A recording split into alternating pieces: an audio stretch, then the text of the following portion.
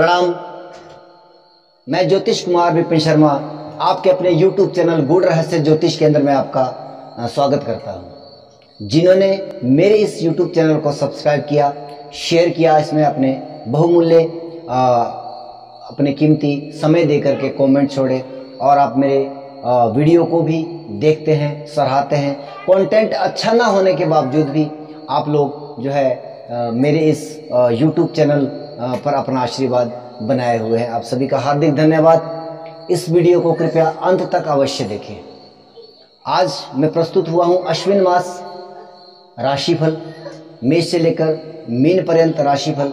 सबसे पहले अश्विन मास में क्या जो है वो प्राकृतिक तौर पर होने की संभावना जो है वो पंचांगकर्ता आदि जो है कहते हैं। अश्विन मास शनिवार 17 सितंबर से लेकर 17 अक्टूबर के मध्य में रहने वाला है। तो शनिवासरी संक्रांति और रविवासरी अमावस्या होने के कारण राजनेताओं और प्रजा के मध्य परस्पर जो है वो जो है विवाद होने की समस्या उत्पन्न वो पिछले कुछ समय से आप जैसे कि जान रहे हैं। और यहाँ पर सत्ता परिवर्तन होने की भी संभावना है, क्योंकि देवगुरु बृहस्पति और शुक्र का जो समसप्तक संबंध होने वाला है 24 सितंबर के बाद। तो वहाँ पे सत्ता परिवर्तन का पिछले कुछ समय से ऐसा लगातार चल रहा है। वह उसके पीछे की कई प्रकार की वजह रही। पहले शनि और सूर्य का समसप्तक संबंध रहा, फिर अब देवगुरु बृहस्पति और शुक्र का संबंध बन रहा है। तो इन सभी घटनाक्रम में जो है ये चीजें घटित होती हुई दिखाई दे रही है। कलिष्ठ रोग आदि की भी संभावना यहाँ पर पंचांग कह रहा है। अब बात करते हैं ग्रहीय गोचर की स्थिति। 4 ग्रहों का पिछले माह के मुताबिक ही संचारण हो रहा है। शनिदेव स्वराशिगत है मकर राशि में वक्री अवस्था में। देवगुरु बृहस्पति भी वक्री अवस्था में अपनी स्वराशि में मीन राशि में संचरण कर रहे हैं। राहु देव मेष राशि में संचरण कर रहे हैं। केतु देव तुला राशि में संचरण कर रहे हैं। बुध और सूर्य जो है वह मास भर जो है वो कन्या राशि में संचरण कर रहे हैं। हालांकि बुध की वह अपनी ही राशि उच्च राशि है। और मंगल जो है वह भी मास पर्यंत जो है लगभग 16 अक्टूबर के दिन जो है उनका राशि परिवर्तन होने जा रहा है। तो इसलिए कह सकते हैं कि उनका प्रभाव वो वृषभ राशि में ही रहने वाला है इस मास। और शुक्र देव जो 24 सितंबर को जो है वह अपनी नीचस्थ राशि कन्या में प्रवेश कर जाएंगे। केवल यहाँ पर मंगल का एक दिन के लिए और शुक्र देव का 24 सितंबर को राशि परिवर्तन हो रहा है। अन्यथा अन्य ग्रहों की स्थिति ज्यों की त्यों बनी हुई है। लेकिन परिस्थितियां इस प्रकार की बन रही है कि यहां पर जो है बात करते हैं कर्क, सिंह और कन्या राशि के जातकों की। सबसे पहले ग्रहीय गोचर और कर्क राशि के जातकों का हाल। यदि आपके जो है चंद्रमा जो है 4 नंबर राशि में आपके जन्मकालीन कुंडली में है तो आपकी कर्क राशि है। यहाँ पर दूसरे भाव में आपके चतुर्थेश और लाभेश आपके शुक्रदेव जो है वो 24 सितंबर तक संचरण कर रहे हैं। यानी कि यहाँ पर आपकी आर्थिक स्थिति बेहतर रहने वाली है। लाभेश का जो है धन भाव में संचरण करना कहीं ना कहीं धन आगमन की परिस्थिति को और भी बेहतर बना रहा है। लेकिन 24 सितंबर के बाद वह आपके तीसरे भाव में, जहां पर पहले से ही शुक्रदेव और बुध देव जो है वह अपने स्वराशि के संचरण कर रहे हैं। हालांकि शुक्र वहां पर आकर के नीचस्थ स्थिति में आ जाते हैं, परंतु उनका नीच भंग हो रहा है। इसका मतलब यह है कि संघर्षों के बाद आपको लाभ प्राप्ति की संभावना यहाँ पर दिखाई दे रही है। चतुर्थ भाव में केतु देव, सप्तम भाव में आपके वक्री अवस्था में स्वराशिगत शनिदेव, भाग्य स्थान में आपके भाग्येश देव गुरु बृहस्पति भी वक्री अवस्था में संचरण कर रहे हैं। दशम भाव में राहु और एकादश भाव में मंगल देव आपके संचरण कर रहे हैं। तो जैसे कि शुक्र देव का संचरण हो रहा है दूसरे भाव में लाभेश होकर के, तो कहीं ना कहीं धन की परिस्थितियां बेहतर दिखाई दे रही है। उसके बाद जो है वह नीच भंग अवस्था में आ जाएंगे, तीसरे भाव में संचरण करेंगे। तो नीच भंग में क्या होगा कि जब आपके लाभेश है और द्वितीयेश के साथ ये युति कर रहे हैं, तृतीयेश और आपके द्वादशेश बुध के साथ जो है वो संचरण करेंगे। इनके 3 ग्रहों का तीसरे भाव में संचरण करना कहीं ना कहीं बहुत मेहनत, अधिक मेहनत करवाएगा। संघर्षों के बाद आपको लाभकारी परिस्थितियां, धन लाभ आदि की जो है वो व्यवस्था आपको बनती हुई दिखाई दे रही है। किंतु विशेषता जो नकारात्मक यहाँ पे परिणाम दे रहे हैं, चतुर्थ भाव में केतु देव का संचरण पिछले कुछ महीनों से और अगले कुछ महीनों तक जो है वो रहने वाला है। तो कहीं ना कहीं मानसिक परेशानी है। विशेषता जब चंद्रमा का संचरण केतु के साथ अष्टम भाव में, राहु देव के साथ और द्वादश भाव में होगा, तब आपका मानसिक जो है संतुलन जो है वो प्रभावित होगा और कहीं ना कहीं माता के स्वास्थ्य को लेकर के भी आप चिंतित रहने वाले हैं। तो यह परिस्थिति यहाँ पर नकारात्मक होने वाली है। सप्तम भाव में शनिदेव वक्री अवस्था में स्वराशिगत हैं। निश्चित तौर पर वैवाहिक जीवन में कहीं ना कहीं विशेष कोई नकारात्मक परिस्थिति यहाँ पर दिखाई नहीं दे रही है, अगर दशाएं अंतर्दशाएं ठीक ठाक चल रही है तो। भाग्य स्थान में भाग्येश देव गुरु बृहस्पति भाग्य के द्वारा आपको लाभ प्राप्त हो रहा है। निश्चित तौर पर दशम भाव में राहु देव आपको अनेकों गतिविधियों में, अनेक कर्म क्षेत्रों में आपके अंदर की जो प्रतिभा है उसको अब जो है वो बाहर निकाल रहे हैं। उसकी अब मतलब जो है टैलेंट जो आपके अंदर छुपा हुआ है, या आप राजनीति के कार्य से जुड़े हैं या व्यावसायिक गतिविधियों में जो आपके अंदर बहुत सारी प्रतिभाएं हैं, वो अब उसको बाहर निकालने का वक्त आ गया है। आप उस प्रतिभा के माध्यम से अपने कार्य क्षेत्र में जो है बहुत आगे निकलने की जो है कोशिश करेंगे और उसमें कहीं ना कहीं आपको भाग्य का सहारा भी आपको वहाँ पर प्राप्त हो रहा है।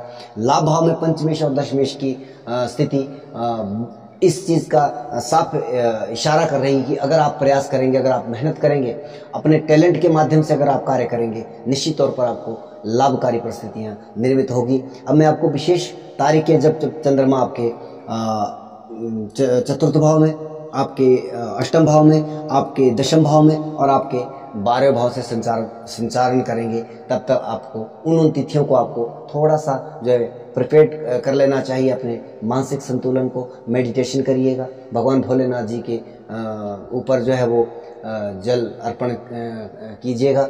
जैसे कि 17 मास आरंभ में 17, 18, 19 सितंबर को वह चंद्रमा जो है आपके द्वादश भाव से संचारण करेंगे और 27, 28 सितंबर को जो है वह आपके चतुर्थ भाव में इनकी केतु के साथ उनकी युति हो रही है। तो कहीं ना कहीं मानसिक परेशानियां यहाँ पर अधिक रहने की संभावना है। अष्टम भाव में 6 और 7 अक्टूबर को आएंगे और आपके दशम भाव में इनके राहु के साथ वो 10 और 11 अक्टूबर को रहेंगे और फिर पुनः 15 और 16 अक्टूबर को जो है मासांत में जो है वह आपके मिथुन राशि यानी कि आपके द्वादश भाव से संचरण करेंगे। तो इन तिथियों में आपके मानसिक तनाव, मानसिक परेशानी अधिक रहने की संभावना यहाँ पर दिखाई दे रही है। अगर माताजी की तबीयत में कोई प्रॉब्लम है तो निश्चित तौर पर आप उनका चेकअप आदि समय समय पर उनकी रूटीन चेकअप और उनके जो है स्वास्थ्य का विशेष ध्यान रखना होगा और इन तिथियों में उनके लिए भी नकारात्मक परिस्थितियाँ निर्मित हो सकती है। इससे अधिक बात करते हैं सिंह राशि के जातकों की। सिंह राशि इनकी 5 नंबर में है। यदि आपका जन्मकालीन चंद्रमा है तो आपकी सिंह राशि है। परिस्थितियां क्या है? शुक्रदेव 24 तारीख तक जो है 24 सितंबर तक जो है वहां पर संचरण कर रहे हैं और उसके बाद 24 तारीख के बाद जो है वह द्वितीय भाव में आपके संचारण करेंगे सूर्य और बुध देव के साथ। आपके केतु देव तृतीय भाव में, शनिदेव छठे भाव में, देव गुरु बृहस्पति अष्टम भाव में संचरण कर रहे हैं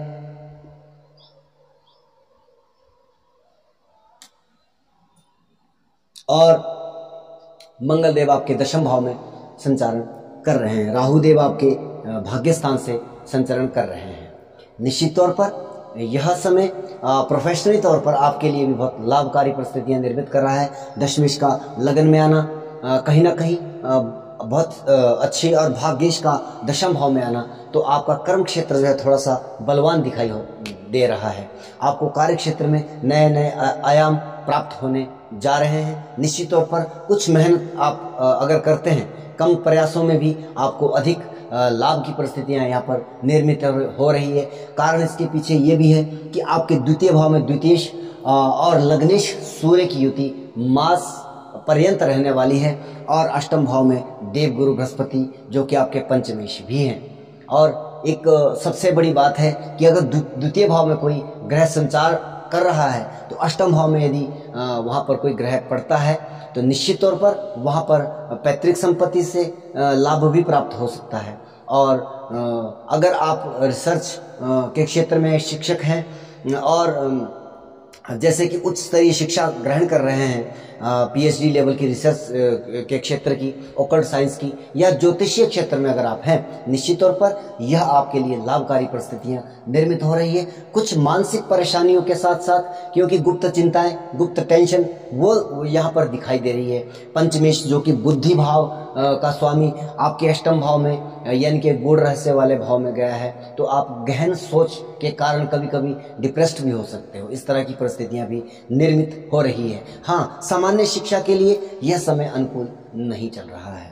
राहुदेव आपके लाभ भाग्य स्थान में संचरण कर रहे हैं, भाग्य के द्वारा लाभ प्राप्ति की यहाँ पर संभावनाएं बन रही है। मंगल देव आपके दशम भाव में भाग्येश होकर के संचरण कर रहे हैं। कहीं ना कहीं ये व्यवस्था भूमि आदि से भी आपको लाभ की प्राप्ति, या जो व्यक्ति भूमि आदि के व्यवसाय से जुड़े हैं, उन कार्य क्षेत्र से जुड़े हैं, तो उनके लिए यह एक लाभकारी परिस्थितियां निर्मित होती हुई दिखाई दे रही है। चिंता का विषय केवल एक है कि आपके सप्तमेश लाइफ पार्टनर के स्वास्थ्य को लेकर के कहीं ना कहीं चिंता बनी हुई है, क्योंकि सप्तमेश शनिदेव अपने से द्वादश, हालांकि वहाँ पर स्वराशि के हैं, परंतु फिर भी अपने से द्वादश और लगन राशि से छठे भाव में संचरण हो रहा है। तो आपको केवल अपने लाइफ पार्टनर के स्वास्थ्य को लेकर के थोड़ा सा सतर्क रहना पड़ेगा, या उनसे कुछ मतांतर या उस तरह की गतिविधियां भी आपको हो सकती है। तो केवल इतना का नकारात्मक परिणाम मुझे यहाँ पर दिखाई दे रहा है। निश्चित तौर पर अन्य सभी क्षेत्रों में आपको जो है लाभ प्राप्ति की संभावना यहाँ पर दिखाई दे रही है। राहु की दृष्टि लग्नस्थ है, तो कहीं ना कहीं आपके दिमाग में जो है अनर्गल विचार भी आ सकते हैं, कहीं शॉर्टकट जैसे मार्ग से चलने की प्रवृत्ति भी आपके अंदर हो सकती है। उससे आपको बचना होगा। आप केवल अपने मेहनत के बलबूते पर अगर कार्य करेंगे, निश्चित तौर पर आप।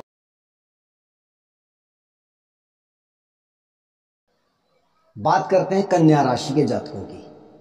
अगर आपका जन्मकालीन कुंडली में चंद्रमा 6 नंबर पर है तो आपकी कन्या राशि है।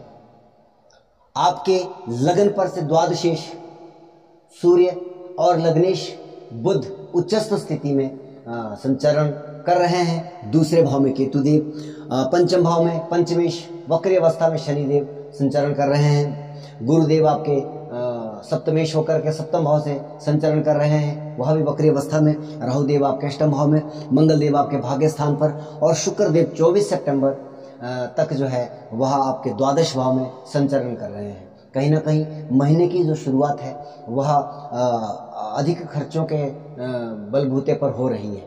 तो आपको अपने खर्चों पर, अपने जो ज़रूरतों के मुताबिक ही आप अपना खर्चा करें।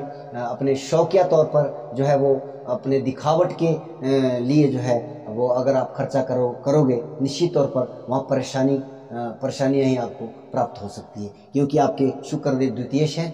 और जब बुध देव उच्चस्थ स्थिति में लगन पर प्रभाव डाल रहे हैं, और सूर्य देव जो कि कहीं ना कहीं आपके क्रोध के कारक भी है और अभिमान के कारक भी है, तो यहाँ पर इस तरह की परिस्थितियाँ हो रही है कि आप जो है अपना दिखावे के चक्कर में जो है वो अपना खर्चा बढ़ा सकते हैं, अपनी जो है वो उसमें अधिक इजाफा कर सकते हैं। इस चीज़ से आपको बचना चाहिए। लेकिन 24 सितंबर के बाद द्वितीयेश का आपके लगन पर से संचरण हो रहा है। कहीं ना कहीं अब ये रिलीफ जैसी स्थिति निर्मित हो रही है। लेकिन दूसरे भाव में केतुदेव का संचरण, केतुदेव जिस भी भाव में संचरण करते हैं उस भाव से जो है वो अलगाव करवाते हैं, डिटैचमेंट के कारक है, मुक्ति के कारक है, मोक्ष के कारक है। तो यहाँ पर धन धन की स्थिति पहले ही कुछ थोड़ी सी, अगर दशाएं अंतर दशाएं भी अनुकूल नहीं है तो हाँ मैं कह सकता हूँ कि धन की मामलों में निश्चित तौर पर कन्या राशि के जातक जो है वो इस समय में सबसे अधिक संघर्ष कर रहे हैं। या दूसरे लेवल पर अगर बात करें तो कुटुंब परिवार में कोई ऐसी समस्या चल रही है, इस ऐसी समस्या से आप दो चार हो रहे हैं जिसे समझ में नहीं आ रहा है कि उस सिचुएशन को कैसे हैंडल किया जाए। लेकिन अगर आप अपने बुद्धि के बलबूते पर, अपने दिमाग के बलबूते पर उसको व्यवस्थित करने का प्रयास करें तो ज़्यादा बेहतर परिस्थितियाँ आप अपने लिए क्रिएट कर सकते हो। अपने लिए क्यों कर सकते हो? क्योंकि आपके लग्नेश स्वयं लगन भाव से संचरण कर रहे हैं। इस समय में आपकी ऑरा वो निश्चित तौर पर बहुत मजबूत स्थिति में है। तो आप जो है खुद प्रयास करेंगे, आपके पास अपनी जो है कमियों का भी पता है, अपनी ताकत का भी पता है, उस चीज़ को आप जो है आगे आपको लाना चाहिए और उसके मुताबिक जो है वो घरेलू परिस्थितियों से निपटने के लिए या धन की जो व्यवस्था है उसको संचालित करने के लिए आपको कुछ ना कुछ प्रयास अपने बलबूते पर करना चाहिए। हालांकि पंचमेश पंचम भाव से संचरण कर रहे हैं, शिक्षा के मामले में व्यवस्था ठीक ठाक है, बुद्धि आपकी जो है वो स्थिरता से काम कर रही है। निश्चित तौर पर सप्तम भाव में देवगुरु बृहस्पति आपको इन सभी गतिविधियों के लिए आपके जीवन साथी का, आपके लाइफ पार्टनर का भी पूरा सहयोग मिलता हुआ यहाँ दिखाई दे रहा है। लेकिन अष्टम भाव में संचरण हो रहा है राहु देव का, तो कहीं ना कहीं आपको जो है वो अनर्गल मानसिक अशांति जैसी परिस्थितियाँ या गुप्त चिंताएं वो अधिक दिखाई दे रही हैं। और जैसे कई बार ऐसा भी होता है कि जिसको बोलते हैं ब्लैक मैजिक आदि की जो प्रभाव है वो बहुत जल्दी आपके ऊपर वो प्रभावी होता हुआ दिखाई दे रहा है। लेकिन ये सब एक वहम है, क्योंकि राहु जो है वो ब्रह्म का कारक है। तो आप इन सभी चीज़ों को अपने जो है बुद्धि के बलबूते पर और अपने भगवान की वो पूजा पाठ करके इन चीज़ों को आप कंट्रोल कर सकते हैं। और अष्टमेश और तृतीयेश मंगल का संचरण आपके भाग्य स्थान पर हो रहा है, तो कहीं ना कहीं यहाँ पर भी एक बेहतर परिस्थितियाँ तो मैं नहीं कहूँगा, जो कि अगर दशाएं अंतरदशाएं भी उसी लेवल की क्रिएशन दिखा रही है। निश्चित तौर पर यह महीना कहीं ना कहीं जो है वो थोड़ा सा परिवार कुटुंब के दृष्टिकोण से नकारात्मक दिखाई दे रहा है। अगर अष्टमेश मंगल की नवम भाव में संचरण की बात करें तो कहीं ना कहीं पिता को कोई ना कोई समस्याएं यहाँ पर दिखाई दे रही है। और आप जो है जो पैतृक संपत्ति आदि की जो व्यवस्थाएं हैं उसमें भी कुछ ना कुछ जो है वो दिक्कतें आ रही हैं। लेकिन अगर आप जो है अपने बलबूते पर, अपने बुद्धि के बल पर, क्योंकि आपको आपके जीवन साथी का भी समर्थन मिल रहा है, कहीं ना कहीं बुद्धि विवेक भी आपका बिल्कुल संतुलित अवस्था में है। हाँ, अगर आप क्रोध पर नियंत्रण कर सकते हैं धीरे धीरे प्रयास करके, तो निश्चित तौर पर आप इस बुरे महीने को भी एक बेहतर साबित कर सकते हैं। वीडियो को अंत तक देखने के लिए हार्दिक शुभकामनाएं, हार्दिक धन्यवाद। हाँ, अगर समस्याएं ज़्यादा अधिक दिखाई देती है तो किसी एक विद्वान ज्योतिष के पास जाकर के अपनी कुंडली का निरीक्षण अवश्य करवा लीजिएगा। जय सिया राम।